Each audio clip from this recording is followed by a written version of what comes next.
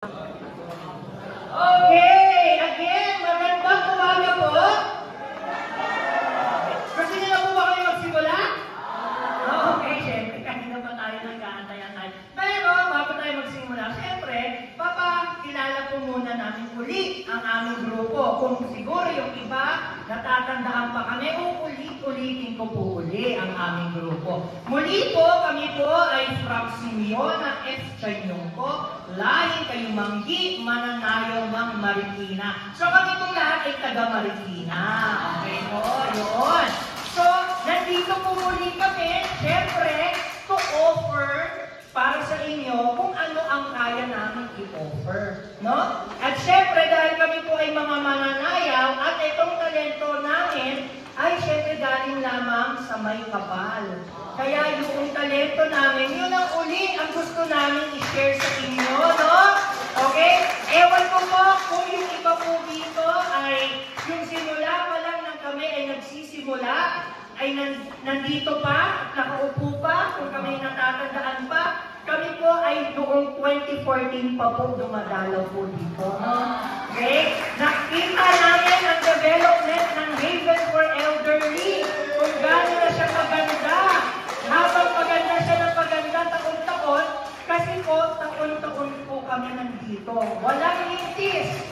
Siyempre, wala lang kami ng pandemic, no? Okay, pero nasimulan natin doon, yung unang-unang hall, doon. Tapos nalipat, napunta doon sa kabila. Hanggang napunta dito, wala pa ho itong kagandang bubong na to, no? Bakal pa lang to nung araw. Tapos, ayan, meron na tayong mas magandang program area, no? So, biruin nyo po, 10 taon na po kaming dumadalaw po.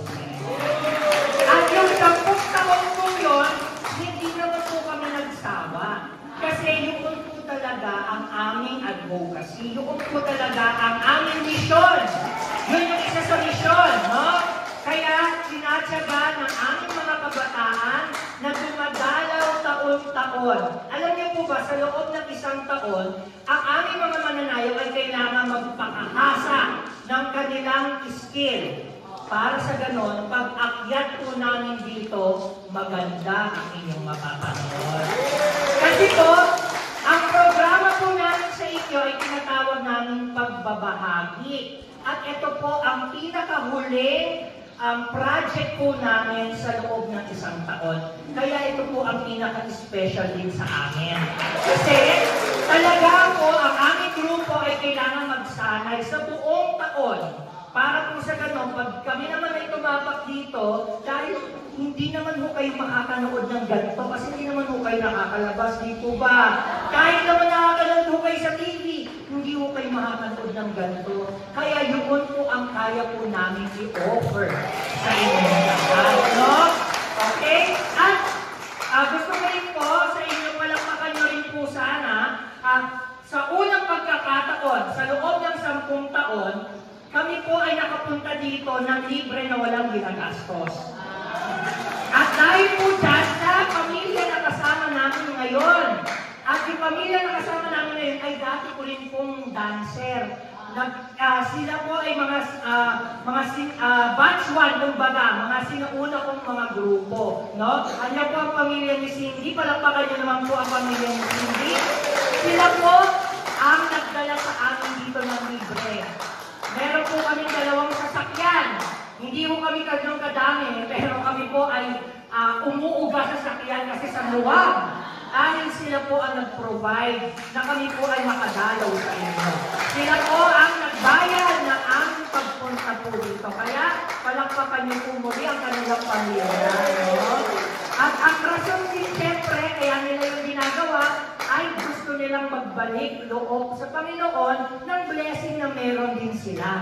Kaya po nila ay binabalik yun na kayo po ang mag-benefit. Kaya biruin nyo, itong mga mamaya papakilala ko yung buong grupo, no? Kung ano po mga achievement namin, kung asan na kami nakarating, at yun po yung blessing ng yung pamilyang yan, dinala kami dito kasi special po kami para sa inyo, no? Okay po? So, syempre, bukod po sa aming ihahandog sa inyo, may konting link po kami ibibigay ibibigay para sa inyo. Kaya wag mo kayong aalis sa inyong mga upuan. Huwag, no? Para mamaya maayos ang pagbibigay. Kahit po yung mga lola at lolo natin na nandiyan po sa mga cottages, iikutan rin po yan mamaya para mabigyan kayo mamaya. Okay po? So, gusto nyo na po magsimula tayo? Okay, sige po. So, magsisimula po tayo sa isang sayaw panalangin. Doon po natin sisimulan ang programa po. So, muli, kami po ang si Yola F. Chenyong po, langit kayong manggi, mananayong ng marikit.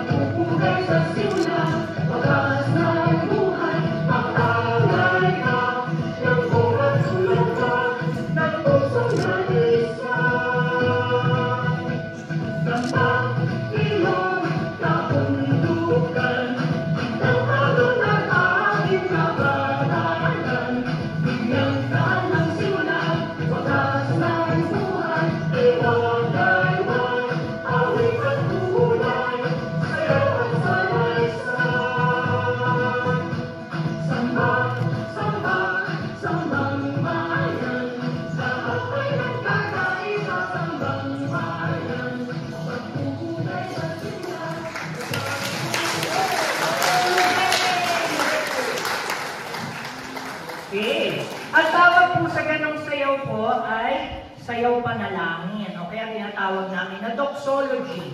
Okay, or interpretative dance. So, kapag mga ganyan po, mga ganyang sayaw, dahil sayaw panalangin siya, ibig sabihin nagsasamba. Kumbaga, through dance, kaya nagdadasal. Okay po, kaya kung kayo po ay nakakanood ng ganon, dahil kahit siya ay nagsasayaw o nag-perform, ay habo pa rin po yun sa panalangin. Kaya, hindi tayo papalakpak pag ganun. Okay? Kasi nananalangin yun. Pero, nauunawaan ko naman, no? Okay? Pero, yun, kapag sa sa susunod, kapag kayo nakakakita ng mga ganon, yun.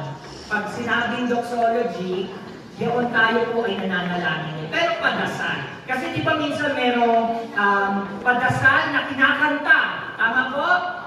Okay. So dahil tayo ay nagsimula sa panalangin, kaya ihihiling ko rin po sa inyong lahat, kami po ay lagi nyo rin po ipapanalangin. Ha? Okay? Tsaka yung pamilya na nagdala dito sa amin, ipanalangin din po natin sila para continuous din ang kanilang blessing. Ganun din po para sa aming grupo na kami rin po ay continuous magkaroon po ng blessing. Okay? Ngayon po, magdadako na po tayo sa second part. O, piluin nyo, nasa second part na kaagad tayo. Kasi yung second part, ito na yung mga tinatawag natin katutuong sayaw. O kaya yung mga folk dances. Okay? So, hindi ko muna i-explain ano yung mga sayaw. Mamaya ko po yun ipapaliwanag sa inyo. Magtutuloy-tuloy po muna tayo ng programa. Kaya, gusto nyo na po bang makita ang ating mga mananayo ulit? Ang mga sayaw simula Luzon, Visayas at Mindanao.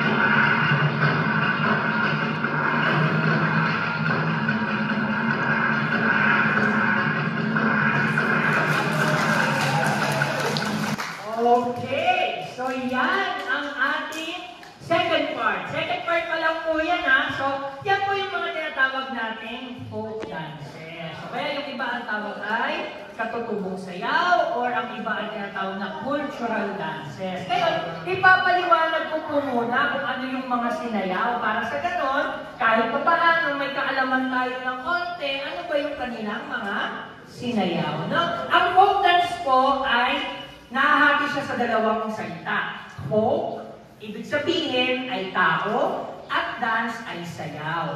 Ibig sabihin po, ang folk dance ay galing sa atin, tayong mga tao. Bakit? Noong kapanahonan ng mga 1920s, babalik tayo ng 1920s, may tinatawag na Francisca Reyes Aquino. Siya po ang nagsaliksik ng mga katutubong sayaw natin. Kaya tayo ay may mga gantong mga sayaw, no?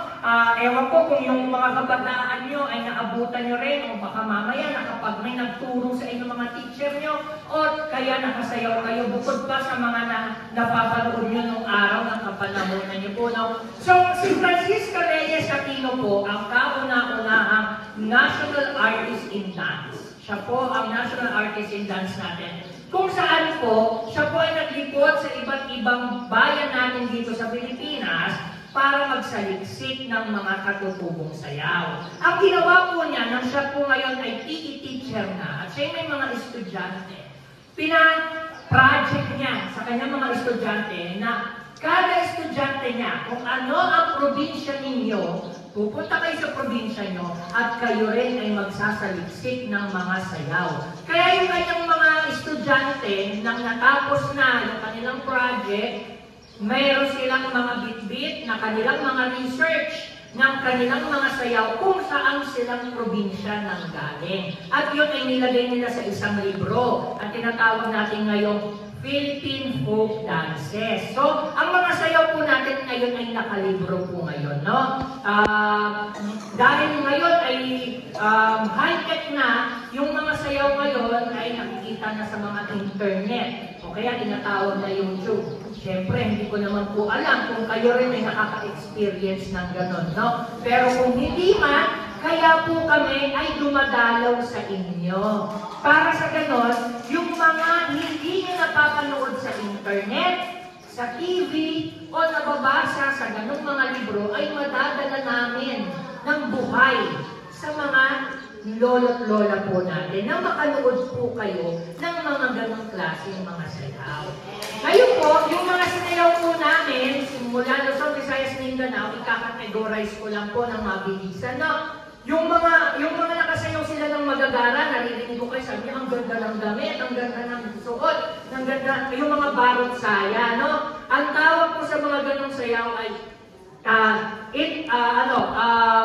influenced by Spanish dances. So, kaya tinatawag natin Maria Clara, no? Yung mga sila ay naka-formal na damit kanina. Ang mga sinayaw po nila ay una, ang venerasyon, sumunod ang Bota Cagayana, sumunod ay ang Polcabiana, at ang sumunod ay Virginia. Yung mga ganun sayaw, kung napapasin nyo, parang mga nagliligawan sila. Ano? Kasi ganun po ang karamihan ng mga sayaw ng mga Maria Clara. Ngayon, dadako tayo sa Cordillera o sa bundok sa norte. Ang mga sinayaw naman doon, yung mga nakabanga kanina, totoong banga po yun, hindi po yung peke, totoong mabigat yun. Yun ay sayaw ng ilin. Yung sumunod, yung may gansa, yung tumutunog, ang tawag naman doon ay tatsok. At yung huling sayaw ay tinatawag na bendian. Karamihan ng sayaw sa mga Cordillera, dahil sila ay nasa bundok, ang mga nakikita nila ay mga ibon. Kaya karamihan ng kanilang mga movement ay hangok sa mga galaw ng ibon, no? Kaya kung napansin nyo, karamihan ng mga kamay nila, laging na mga nakaganon, nakabuka, kasi ginagaya nila o minimemic nila ang mga ibon. Ang sumunod naman po, ay dadako na tayo sa Mindanao. Sa Southern, no? Ang mga sayaw kanina ay pansak mula sa tribo ng Yakan. Ang Tabunggong at Malok ay mula naman sa tribo ng Maranao. At yung isang kumakanta sila, yung merong pamaypay, ang tawag doon ay suwa-kusuwa mula sa Tausug. So, yun naman ang mga sayaw ng Muslim o galing sa Mindanao. Ngayon po, dadako na ating program. Dahil kapapasko lang kahapon, no, ang mga handog naman namin ngayon sa inyong mga sayaw ay mga sayaw na pang-Pasko. Okay po, so sige po, magpapatuloy po natin ulit ang ating programa.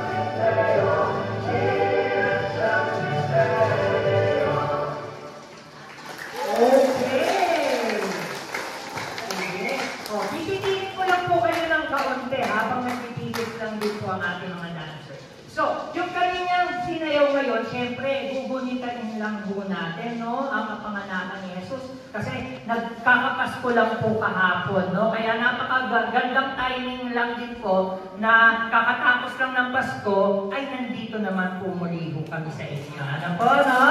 So, nag-enjoy naman po ba kayo sa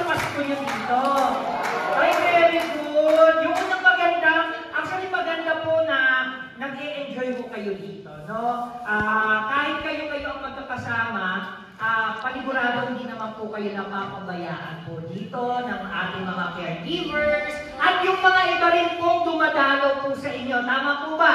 Okay, di ba may mga iba't ibang mga organization din po na dumadalaw dito sa inyo na naghahandog rin po sa inyo. Tama po ba? Okay, so kaya po kami ay iniba po namin ang laging pagpunta dito o kumbaga, iba po ang ginagawa namin sa iba pong dumadalaw po sa inyo. Tama po ba? Okay. Kami lang po ba ang nagsasayaw ng ganito sa inyo? Sa buong taon? Wow, very good. Yun po talaga ang mission po namin. Kasi nga ho, dahil kami po ay mananayaw at ang aming talento ay galing siyempre sa Panginoon. Alam niyo po ba, bago pa ho tayo ipanganak, alam na po ng Panginoon ano ang gift natin. Ano ang talent na meron tayo? Kung hindi man ho tayo marunong sa arts, kasi ho kami sa arts, no? Sa pagsasayaw, may ibang bagay po tayo o may ibang bagay na nilaan ang Diyos para sa atin. Na yun ang ginagamit po natin sa buong buhay po natin habang tayo ay nabubuhay. Alam na yan ng Diyos, nasa sinapupunan pa lang po tayo ng ating mga ina, alam niya na kung anong gift ang ibibigay niya sa atin. May mga taong mapagmahal, may mga taong mapagbigay, may mga taong mapag-forgive, o may mga taong maawain. So may mga ganun pong iba't ibang klaseng talento o skill na nilaan sa atin ang Diyos. Kaya ho kami, alam po namin sa aming mga sarili na yun po ang binigay sa atin, no? Ang pagsasayaw. Kaya ang pagsasayaw po ay hinahasa namin para sa ganun, mas maganda po ang kalalabasan at yung binigay sa amin ni Lord. No? Kasi syempre, kung hindi po natin pagpapalagahan at paghuhusayan kung anong talent ang binigay sa atin ni Lord, mawawala pong saysay kung ano yung nilaan niya sa atin. Tama po ba? Okay, so very good. So ngayon po, ang mga susunod po natin program po, tatapos na tayo sa 4th. Okay, bago tayo magkain na, no? Bago tayo mag-lunch, bibigyan lang po namin kayo. At palapit na po na pagtatapos ng ating programa. Meron pong mga tinatawag na sayaw, na tinatawag na pastores.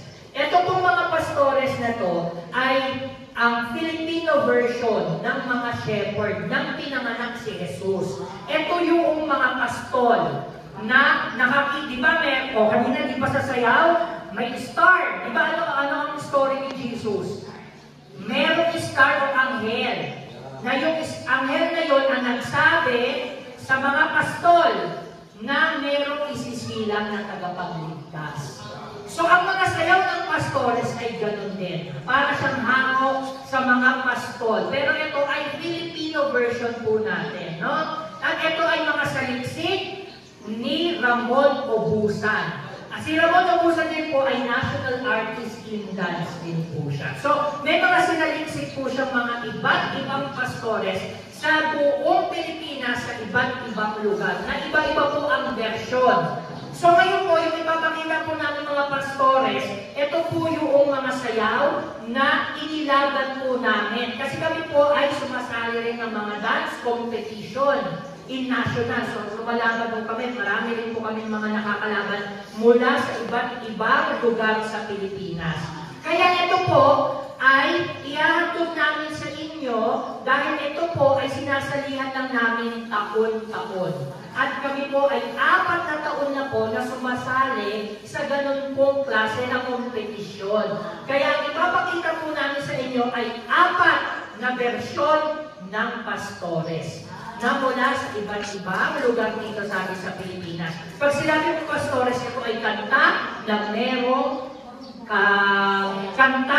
sayaw na para po silang nangangaroling. Doon po yun. So, hindi ko na po patatagalin. Muli po, ito po ang mga sayaw ng pastores.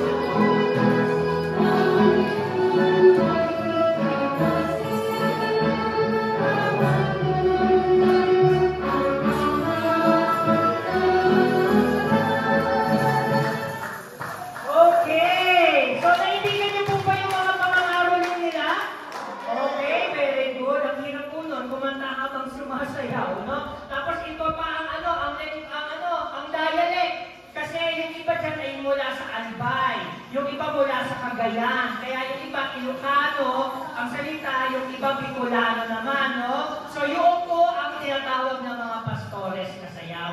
Yung una po, para at least alam niyo po yung mga pangalan lang naman na sayaw. Yung una ay tinatawag ng pastores tubog.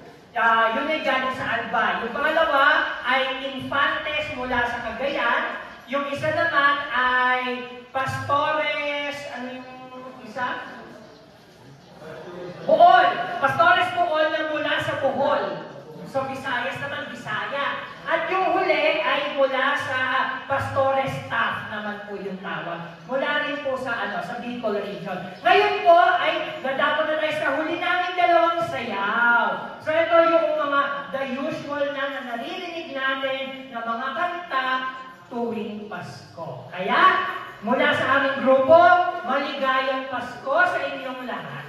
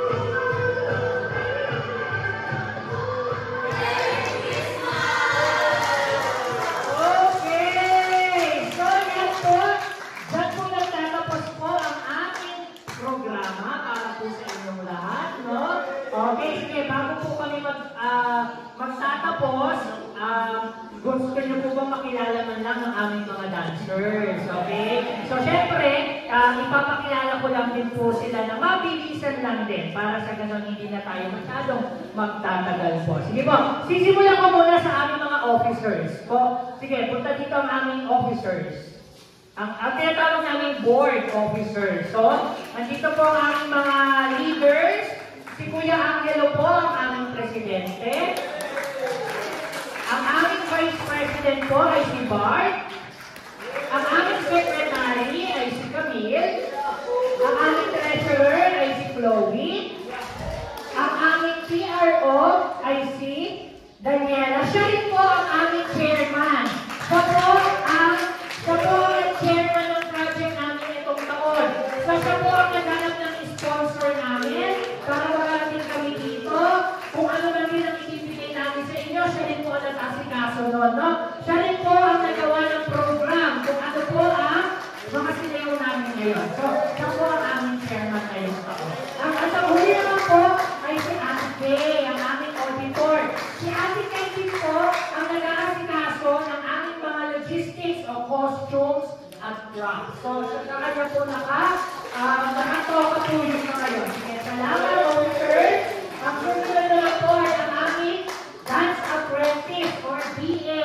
Step forward ang mga BA. Yan. Ang ibig po sabihin ng mga BA, ito po yung mga bago po namin mga member.